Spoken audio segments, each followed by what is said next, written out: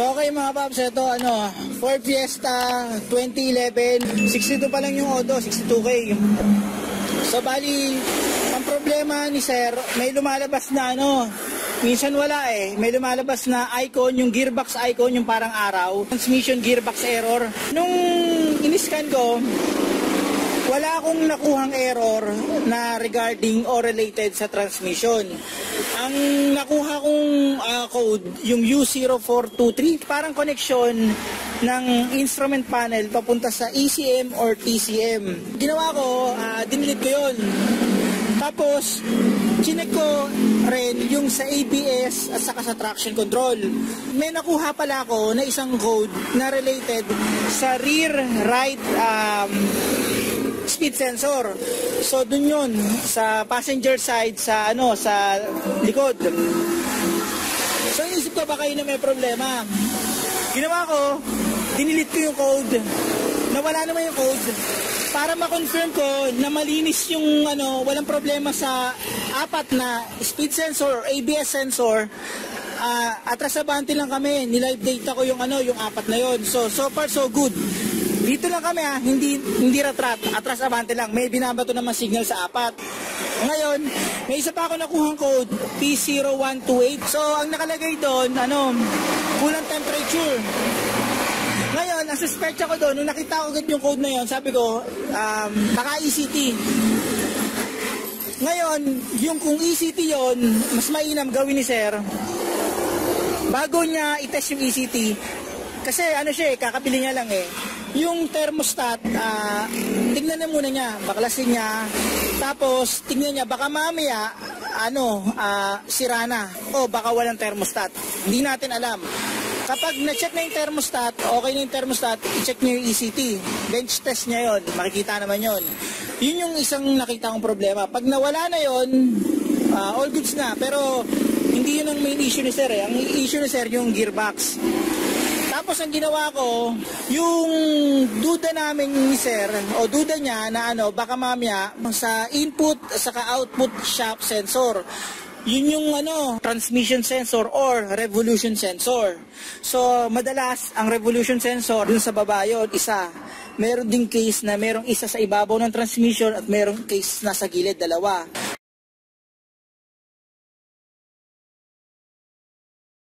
So dito, nung in-scan ko, nilive data ko, meron siyang input saka output. Ang ginawa ko para lang makumpirma kung talagang baka mamaya may issue dun sa input saka output, live data ulit, atras abante lang para makita lang kung nagbabato ba ng signal yung dalawang sensor. So far naman nagbabato yung dalawa, input saka output. Ngayon, ito, kakabili lang to ni sir. Siyempre, baka mamaya yung mga error na yun dahil sa battery. Etong battery na to, nag-test ako. Okay naman, all good yan. Sobrang solid nung reading ko kanina rito sa battery, walang problema. Good battery talaga yan, legit yan. So malamang baka yung alternator, wala namang problema yan. Kaya nyo naman Saka 66 Odo, bata pa yan Sabi kasi ni sir, may pagkakataon daw na nasa drive siya, nakatapak sa preno, lumabas yung pinaka yung error, yung parang araw, yung transmission gear error, lumabas yon. So ang naiisip ko dito mga paps, kapag ganon, possible baka mamaya degraded na yung ATF niya. So ganon yung dapat niyang gawin, ipa-check kung mas mainam, hindi nga dapat kailangan gawin, ipa-drain, paltan yung ATF, hindi yata CVT, hindi yata yung conventional na transmission. Ang nakita ko dual clutch. So aminado naman ako mga boss, hindi ako familiar sa dual clutch pero nakita ko meron din yung fluid. Siguro yun ang maganda, mapacheck niyo yun.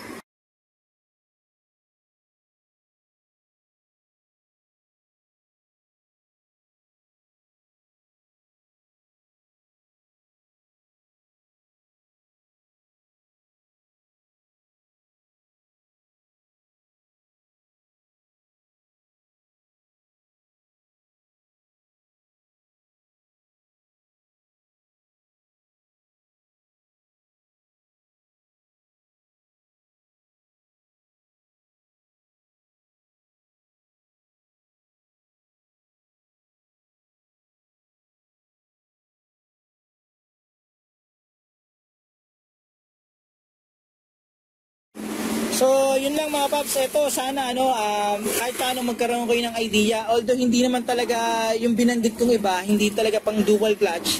Pero applicable rin yun kasi minsan kapag talaga degraded na yung oil, kailangan ng paltan. Baka mamaya magka-problema pa sa sa transmission nyo.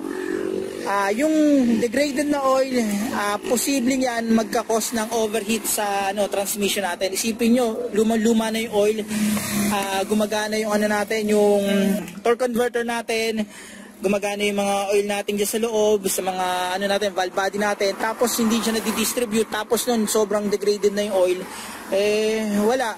Possible yung transmission natin mag-overheat o kaya yung set point ng temp ng transmission natin, halimbawa makakakuha ka rito ng 60, posibleng tumaas yun. Halimbawa ito nakalagay ang designated dito 60 lang sa transmission oil, posibleng tumaas yun, baga mag 65, 70, 80, ibang usapan na yun. Ewan ko dito hindi ko alam, pero sa iba madalas 60, 80, depende kasi yan depende sa makina So paano mga paps, hanggang dito lang yung video na to. Sana nakatulong to in case na kung sakaling gusto nyo mag-isolate, kung ang problema ba ay ABS sensor or transmission sensor o revolution sensor, gagawin nyo lang mga paps, importante i-live data nyo. Mahirap kasi medyo mahirap kasi magmano-mano dyan mga paps. Mga paps, maraming salamat sa inyo.